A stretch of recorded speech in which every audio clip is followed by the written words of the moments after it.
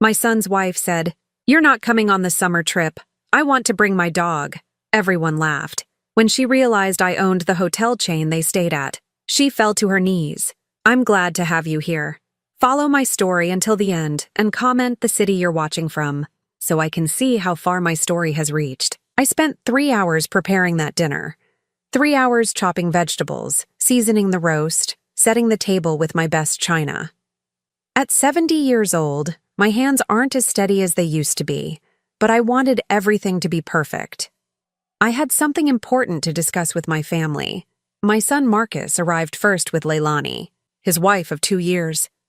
She walked into my dining room like she owned the place, her designer heels clicking against my hardwood floors.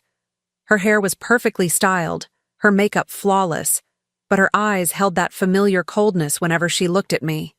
"Smells good in here," Marcus said, kissing my cheek. He was always kind to me, but I noticed how he immediately deferred to Leilani's mood. If she was unhappy, he became tense. "Thank you, sweetheart," I replied, smoothing my apron. "I made your favorite pot roast." Leilani examined her manicured nails. "I hope you remembered I don't eat red meat. Inez?" I felt my stomach drop. "Oh, I'm sorry. I made a salad too, and—" "It's fine." She cut me off with a wave of her hand. "I'll just pick at something." My daughter Sarah arrived with her husband Tom shortly after. Sarah had always been closer to me than Marcus, but even she seemed different around Leilani, more guarded, more careful with her words. As we sat down to eat, I felt my heart racing. I'd been planning this conversation for weeks, rehearsing what I would say. At my age, I didn't want to waste any more time being separated from my family. "This looks wonderful, Mom," Sarah said, cutting into her roast. "You always were the best cook. Remember when she used to make those chocolate chip cookies for our school events?" Marcus added. All the other kids were jealous. For a moment, I felt hopeful. These were the memories I cherished, the times when I felt needed and appreciated. Leilani scrolled through her phone while picking at her salad. "Speaking of events, Marcus, did you book the resort for our summer vacation?" "Actually," I said, setting down my fork, "that's what I wanted to talk to everyone about tonight." The conversation stopped. 4 pairs of eyes turned to me, but Leilani's gaze was already suspicious. "I was hoping," I continued, my voice slightly shaking, "that maybe this year I could join you all for the summer trip. I know I haven't traveled much lately, but I'd love to spend that time with my family. Maybe get to know everyone better." The silence that followed felt endless. I watched Marcus glance nervously at Leilani, waiting for her reaction. Leilani set down her phone and looked directly at me. "Oh, Inez, that's really not going to work." "Why not?" I asked, though I was already dreading the answer. "Well, for starters, we've already made all our reservations. The rooms, the activities, everything. It would be way too complicated to change now." Her voice was sweet, but her words cut deep. "I could pay for my own room," I offered quickly. "I wouldn't want to impose on your arrangements." Leilani laughed, and the sound made my chest tighten. "It's not about money. It's about space and logistics. We're planning a very active vacation. Lots of hiking, water sports, things like that." "At your age—" She didn't finish the sentence, but she didn't need to. "Mom's in great shape," Sarah protested weakly. "She walks 3 miles every day." "That's different from vacation activities," Leilani replied dismissively. "Besides, we're bringing Princess." "Princess?" I asked. "Our dog," Marcus explained, not meeting my eyes. "Leilani doesn't like to leave her with sitters." I felt something cold settle in my stomach. "You're bringing the dog, but there's no room for me?" Leilani shrugged. "Princess is family too.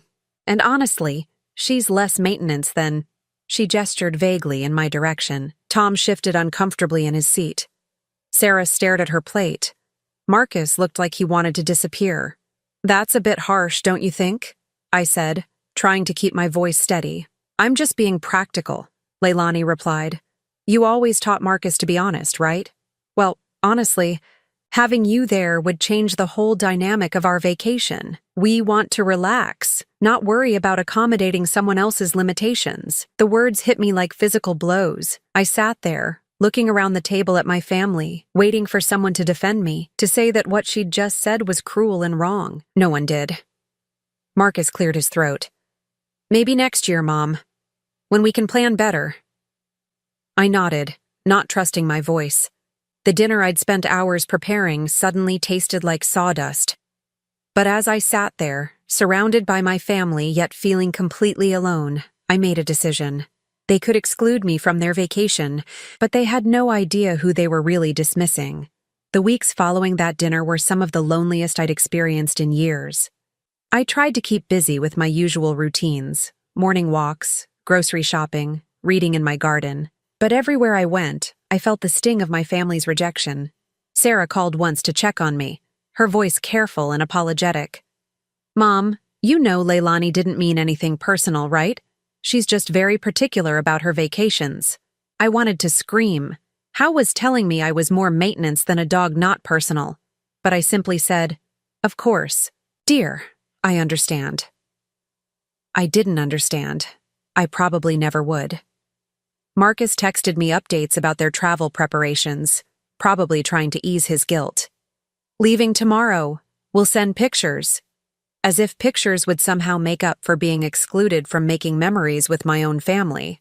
The morning they left, I sat in my kitchen drinking coffee and staring at the empty chair where Marcus used to sit when he visited as a child. He'd tell me about school, his friends, his dreams. Now he was 35, and I barely knew what made him happy anymore. My phone buzzed with a notification. Against my better judgment, I opened Instagram. I rarely used social media, but Sarah had helped me set up an account months ago to stay connected with the family. Leilani's profile was already flooded with vacation photos. There she was, posing in the lobby of what looked like an incredibly luxurious resort. Her caption read, "Finally arrived at Paradise Cove Resort. This place is absolutely divine. Only the best for our family vacation. Princess loves her ocean view room." I stared at the photo, taking in the opulent marble floors, the crystal chandelier, the floor-to-ceiling windows overlooking a pristine beach. Even through the phone screen, I could tell this was an expensive place. Then I saw the resort's name again, Paradise Cove Resort.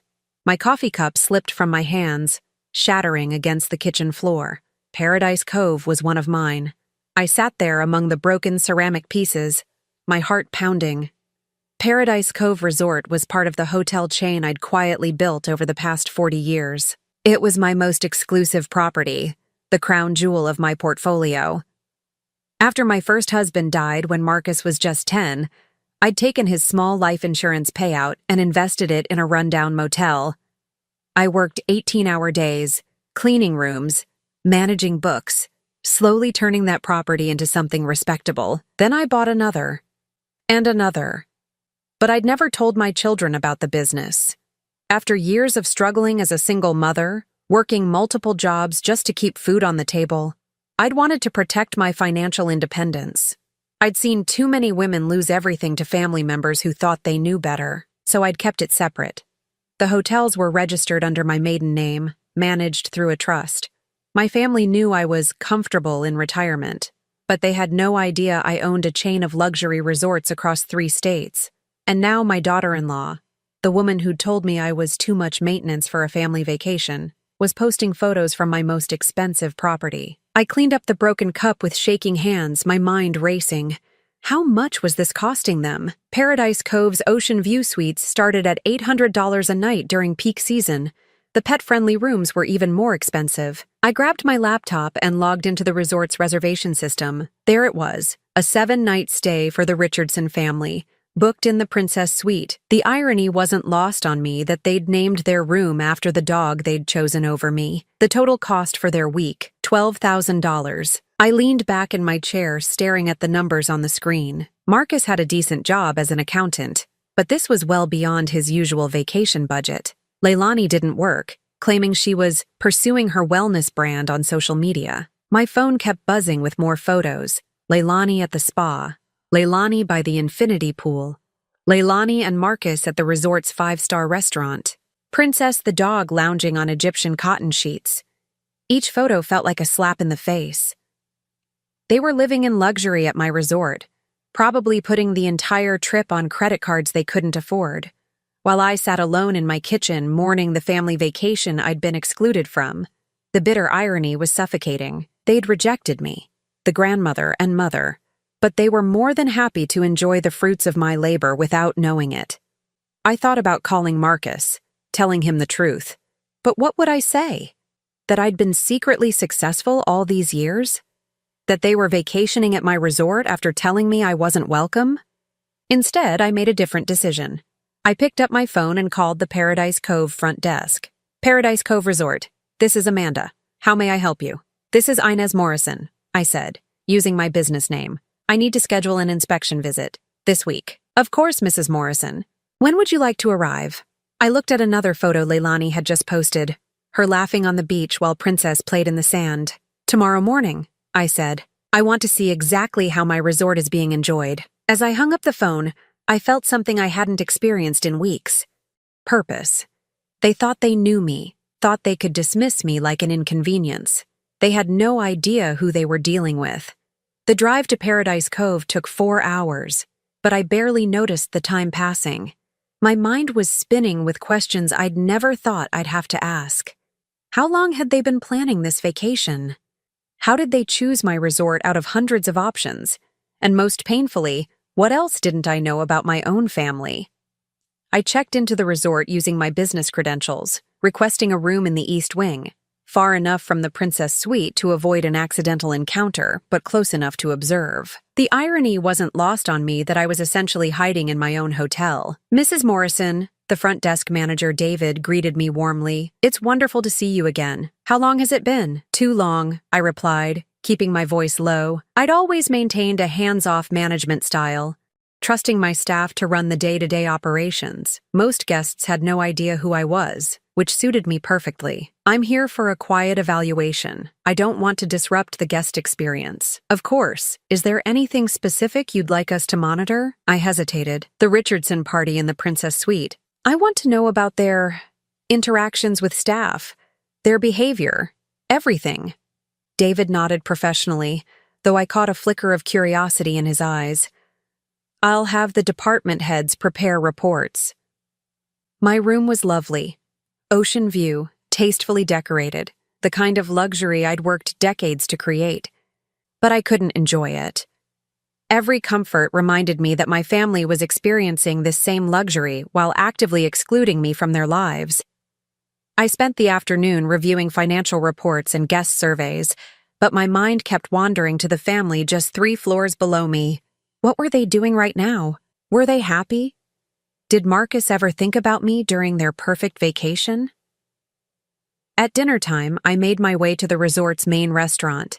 I chose a corner table with a view of the entire dining room, hiding behind a menu while scanning for familiar faces. I didn't have to wait long.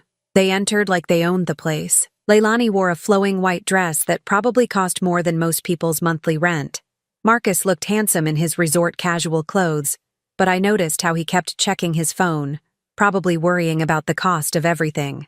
What broke my heart was seeing how relaxed and happy Marcus looked. When was the last time I'd seen him smile like that? When was the last time we'd shared a meal that made him laugh? They were seated at the best table in the restaurant. Ocean view, private, exactly where I would want my family to sit if I were treating them to dinner.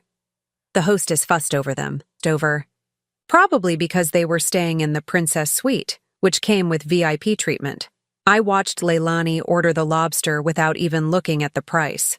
$85. Marcus ordered the ribeye steak. $68. They ordered a bottle of wine that I knew cost $200. As I sat there with my own modest dinner, I did quick math in my head. This single meal was costing them more than $400 for one dinner. Is everything satisfactory, Mrs. Morrison? I looked up to find David standing beside my table, discreet and professional. How are the Richardsons being treated? I asked quietly.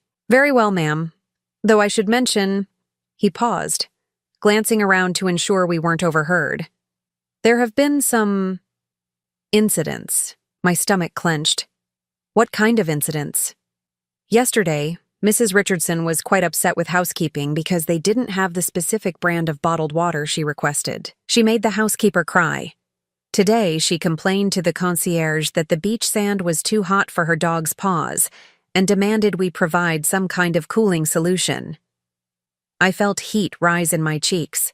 My staff prided themselves on exceptional service, but they were human beings, not miracle workers. How did the staff handle it? Professionally, as always, but Mrs. Richardson has been demanding. She's also posted several reviews on social media criticizing various aspects of the resort, even while staying here. I pulled out my phone and found Leilani's Instagram. Sure enough, there were new posts. One complained about the subpar spa service, despite the photo showing her enjoying a massage. Another criticized the limited room service menu, though Paradise Cove offered 24-hour gourmet dining. She was literally biting the hand that fed her, posting negative reviews about my resort while staying in my most expensive suite. There's something else, David continued. The credit card they used for incidentals was declined twice today. Mr. Richardson had to call the bank both times. I felt a chill run through me. They were maxing out credit cards for this vacation. Marcus was probably stressed beyond belief about money, but putting on a brave face for his wife. Thank you, David. Please continue monitoring the situation and ensure the staff knows they don't have to tolerate abuse, VIP guest or not.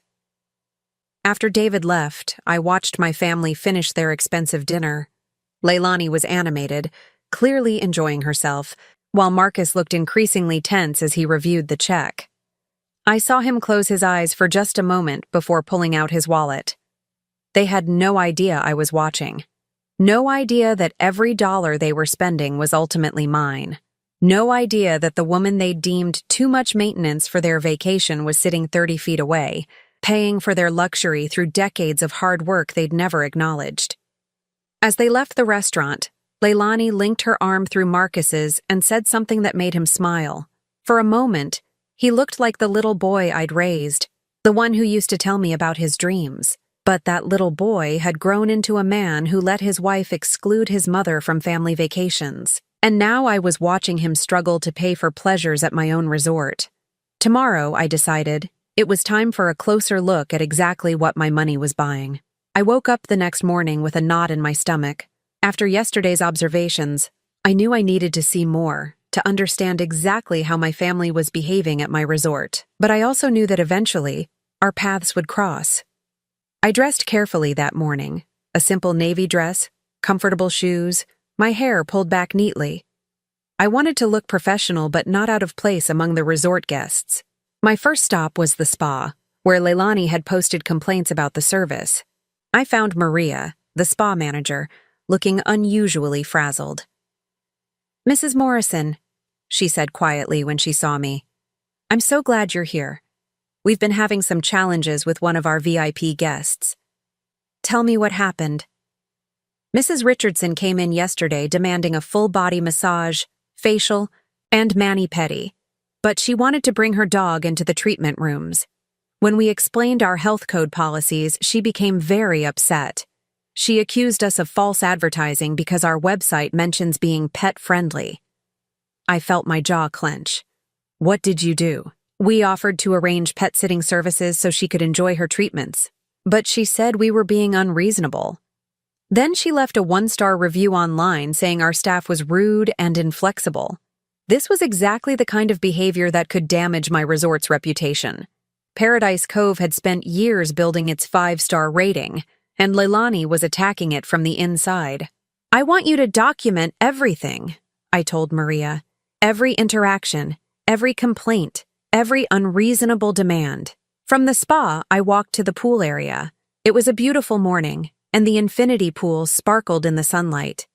I found a lounge chair with a clear view of the VIP section and settled in with a book, hoping to blend in with the other guests. I didn't have to wait long. Leilani emerged from the resort in a designer bikini that probably cost more than most people's car payments. She was pulling Princess on a jeweled leash, heading straight for the pool area. "Excuse me," she called to the pool attendant, a young man named Carlos, whom I'd known since he started working here 3 years ago. "I need a cabana, the biggest one you have, and I need it cleaned with hypoallergenic products because of my dog's sensitivities."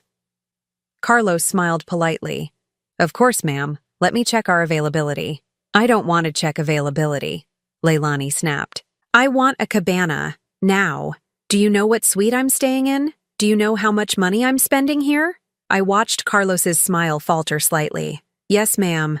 Let me see what I can arrange. As Carlos hurried away, I felt my blood pressure rising. This was my employee, a kind young man working his way through college, being spoken to like a servant. Leilani claimed the best lounge chairs in the VIP section, spreading her belongings across 3 chairs even though it was a busy day and other guests were looking for seating. Princess immediately jumped into the pool, despite the clearly posted signs about pets in the water. Ma'am, another staff member approached carefully. I'm sorry, but pets aren't allowed in the main pool area. We have a special dog beach just down the... Are you serious right now? Leilani's voice carried across the entire pool deck. This is supposed to be a luxury resort. I'm staying in your most expensive suite, and you're going to tell me where my dog can and can't go? Other guests were starting to stare. I saw a family with small children move to the other side of the pool, clearly uncomfortable with the scene Leilani was creating. I understand your frustration, the staff member said, maintaining his professional demeanor. But health regulations require... I don't care about your regulations, Leilani cut him off. Get me your manager. Actually, get me the owner. I'm going to make sure everyone knows how poorly guests are treated here. I stood up from my lounge chair and walked toward the commotion. My heart was pounding, but I felt strangely calm. After 40 years of building this business, after decades of creating jobs and providing beautiful experiences for thousands of guests, I wasn't going to sit quietly while someone destroyed what I'd worked for, especially not someone who'd excluded me from my own family. Is there a problem here? I asked, approaching the group. Leilani turned toward me, her eyes scanning me dismissively. Who are you? I'm a guest here, I said simply, but I couldn't help noticing the disturbance. This is supposed to be a peaceful environment. Mind your own business, Leilani snapped. This doesn't concern you. Actually, I said, my voice growing stronger, when someone's behavior affects other guests' enjoyment, it becomes everyone's business. Leilani looked me up and down, taking in my simple dress and modest appearance. Let me guess. You're what? A retired teacher? Maybe a nurse? Someone who thinks they understand hospitality because they stayed at a Holiday Inn once? The insult stung, but not for the reasons she intended. It stung because this was how she saw people she considered beneath her. This was how she probably saw me at that dinner weeks ago, just an old woman with nothing valuable to contribute. Something like that, I replied evenly. Well, retired teacher, she said with dripping sarcasm. Some of us can actually afford to stay at places like this. Some of us have a right to expect proper service. So why don't you go back to your little book and let the adults handle this? I looked around the pool area. My staff was watching nervously. Other guests were staring in discomfort. Princess was still paddling around the pool, trailing expensive dog hair in water that families wanted to enjoy. You're right, I said quietly. Some of us do have rights here, and some of us understand what this place really means. Leilani laughed mockingly. Oh, please. What could someone like you possibly understand about a place like this? I took a deep breath, looking at this woman who'd excluded me from my family, who was now trying to humiliate me at my own resort. More than you know, I said. That's when David appeared, having been summoned by the staff. His eyes met mine briefly, and I saw him suppress a smile. Is there an issue here? He asked professionally. Yes, Leilani said triumphantly. This old woman is harassing me, and your staff won't accommodate my reasonable requests. David looked at me with perfectly feigned confusion. I'm sorry. Ma'am, are you a guest here? I smiled at him. Actually, David, I think it's time we clarified exactly who I am. The moment hung in the air like a held breath. I could see Leilani's confusion as she looked between David and me, trying to understand what was happening. Other guests had stopped their conversations, sensing something significant was about to unfold. Mrs. Morrison, David said clearly, his voice carrying across the pool deck. I wasn't expecting you to handle guest relations personally today. I watched the color drain from Leilani's face as she processed the name, Morrison. The same name on every piece of Paradise Cove stationery, every welcome sign, every staff badge. I'm sorry, she stammered. Did he just call you Mrs. Morrison? Inez Morrison, I said simply. I own Paradise Cove Resort. I own this entire property. The silence that followed was deafening. Leilani's mouth opened and closed like a fish gasping for air.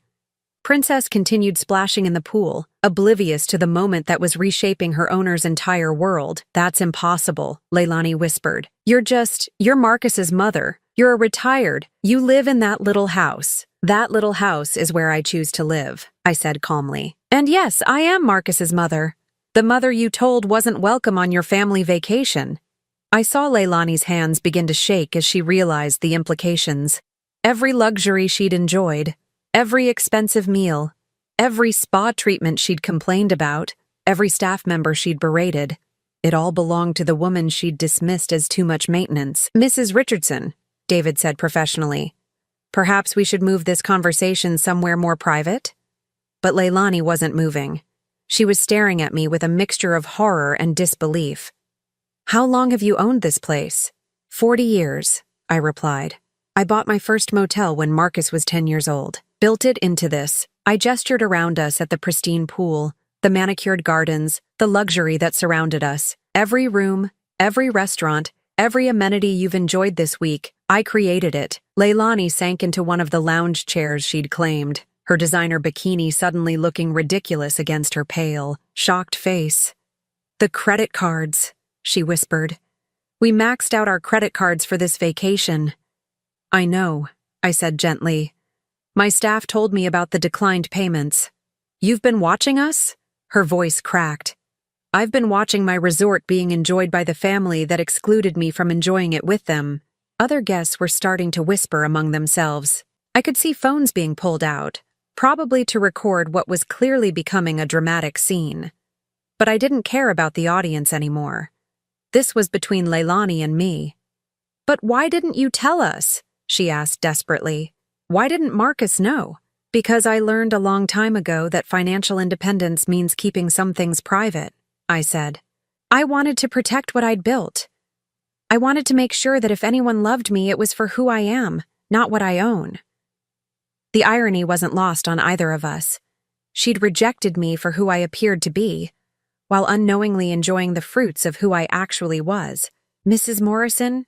David interrupted gently. Should I have security escort Mrs. Richardson back to her suite? I looked at Leilani, huddled in the chair, her confidence completely shattered. Part of me felt sorry for her, but a larger part of me felt something else, vindicated. No, I said. Mrs. Richardson is still a guest here. For now. I turned to address Leilani directly. You have 2 more days left on your reservation. I suggest you use that time to think about how you treat people you believe can't fight back. Inez, please, she started, but I held up my hand. I spent weeks hurt by your rejection. I spent hours wondering what I'd done wrong, why I wasn't worthy of being included in my own family's vacation. But watching you these past 2 days, I understand now.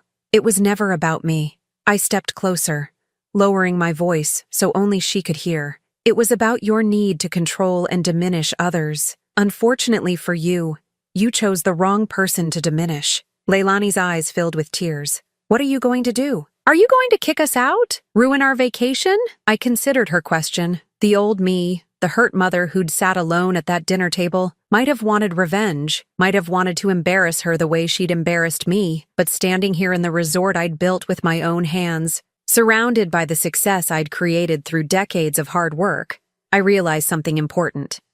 I didn't need revenge. I had something much more powerful. I'm not going to ruin your vacation, Leilani, I said calmly. But I am going to make some changes. I turned to David. Mrs. Richardson's room service charges, spa treatments, and restaurant meals will now be billed at standard rates, not VIP rates. She'll pay full price for everything from this moment forward. Leilani gasped. What does that mean? It means, I said, that the family who couldn't find room for me at their vacation will now pay the actual cost of the luxury they're enjoying. No more discounts. No more special treatment. No more subsidizing your experience at my expense. I watched the math dawn on her face. The meals alone would cost them thousands more than they'd budgeted. You can't do this, she protested weakly. Actually, I said, I can do whatever I want. It's my resort. I began walking away, then paused and turned back. Oh, and Leilani? Princess needs to get out of the pool. Health regulations, you understand. As I walked back toward the resort, I heard her calling after me, her voice desperate and shrill, but I didn't turn around. For the first time in weeks, I felt something I'd almost forgotten. I felt powerful. I spent the rest of that day in my office at the resort, reviewing reports and trying to process what had just happened. Every few minutes, David would update me on the Richardson family's activities. Marcus had returned from a golf outing to find Leilani in hysterics. There had been a heated argument in their suite. Room service had been canceled. Their dinner reservation had been moved from the premium restaurant to the casual cafe. Around 6 in the evening, my phone rang. Marcus. Mom. His voice was strained, exhausted.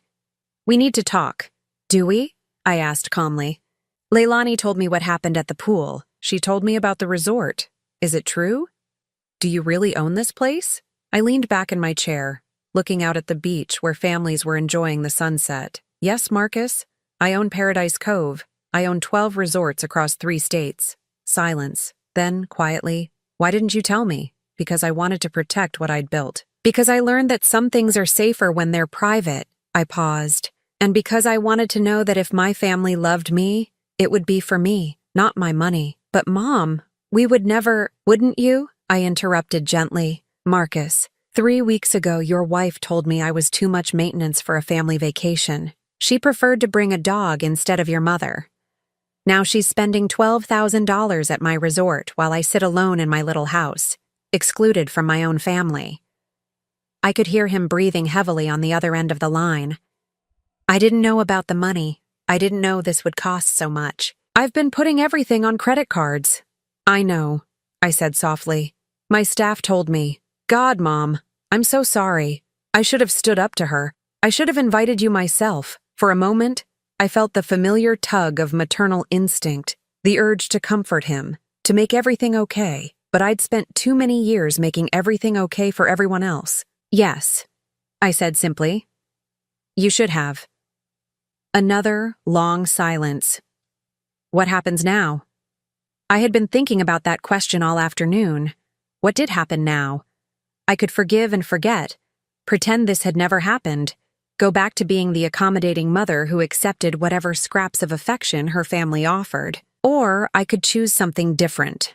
Now, I said, you finish your vacation, you pay your bills, and when you get home, we'll see if anything has really changed. Are you cutting us off? Financially, I mean? I almost laughed. Marcus, you never knew I had anything to cut off. How can I cut off something you didn't know existed? After I hung up, I sat in my office as the sun set over the ocean. 40 years ago, I'd been a struggling single mother, working multiple jobs, dreaming of financial security. I'd built this empire one brick at a time, one satisfied guest at a time, one successful year at a time, and I'd done it all while being told I wasn't enough by people who had no idea what I was capable of. The next morning, I checked out of my own resort. As I walked through the lobby with my single suitcase, I saw the Richardson family at the front desk. Marcus looked haggard, probably from a sleepless night calculating their expenses. Leilani stood beside him, her designer clothes wrinkled, her perfect composure completely gone. Our eyes met across the lobby. I could see her start to move toward me, probably to apologize or beg, or try to somehow undo what had been revealed. But I simply nodded politely and continued walking. I didn't owe her a confrontation. I didn't owe her forgiveness. I didn't owe her anything. The drive home was peaceful. I stopped at a roadside cafe for lunch, something I never would have done when I was constantly worried about my family's approval. I took my time, enjoyed my meal, chatted with the waitress about her college plans. When I arrived back at my house, my small, comfortable, deliberately modest house, I felt something I hadn't experienced in years. I felt free. 3 days later, Sarah called. Mom, Marcus told me everything. About the resort, about what Leilani said to you. I'm so sorry. Thank you, sweetheart. Why didn't you ever tell us? About the business, I mean. I considered my answer carefully. Because I needed to know who I was beyond what I could provide for others. And I needed to know who you all were, too. And now you know? Now I know. 2 weeks passed before Marcus called again. When he did, his voice was different, humbler. Mom, I've been thinking about everything. About how we treated you. About what kind of man I've become. I want to make this right. How do you plan to do that? I don't know yet, but I want to try, if you'll let me. I looked around my peaceful kitchen, at the flowers I'd planted in my garden, at the books I'd been reading without interruption. I thought about the woman I'd been before that dinner, always waiting for my family's approval, always trying to fit into spaces that didn't welcome me. That woman was gone. You can try, I said finally. But Marcus, I won't be the same mother you remember. I won't make myself smaller to make others comfortable. I won't accept disrespect for the sake of keeping peace. I understand. Do you? Because this isn't about money or resorts or business. This is about basic human dignity. Something I forgot I deserved until I watched your wife treat my employees the way she treated me. 6 months later, Marcus and I meet for lunch once a month. Just the two of us. We talk about his work, my travels, books we've read. He never brings Leilani, and I never ask about her. Sarah and I have grown closer than we've been in years. She understands now why I kept my success private, and she respects the boundaries I've established. As for Leilani, I heard from Sarah that the credit card bills from their Paradise Cove vacation caused serious financial strain. Marcus insisted they attend marriage counseling to address their communication and respect issues. I don't know if it's working, and honestly, I don't need to know. I still live in my small house, still take my morning walks, still tend my garden. But now I also travel to my resorts, take photography classes, visit art museums. I live for myself in ways I never allowed myself before. Last week I received a wedding invitation. A young woman whose college education I'd quietly sponsored through a scholarship program was getting married. She wanted me to be there for the most important day of her life. I attended the wedding and sat in the front row, not because I was family, but because I'd earned that place through kindness and generosity freely given. That's when I understood the difference between demanding respect and deserving it, between being needed and being valued, between being someone's obligation and being someone's choice. I had spent 70 years learning that lesson, but it was worth the wait. Now I'm curious about you who listened to my story. What would you do if you were in my place? Have you ever been through something similar? Comment below. And meanwhile, I'm leaving on the final screen 2 other stories that are channel favorites, and they will definitely surprise you. Thank you for watching until here.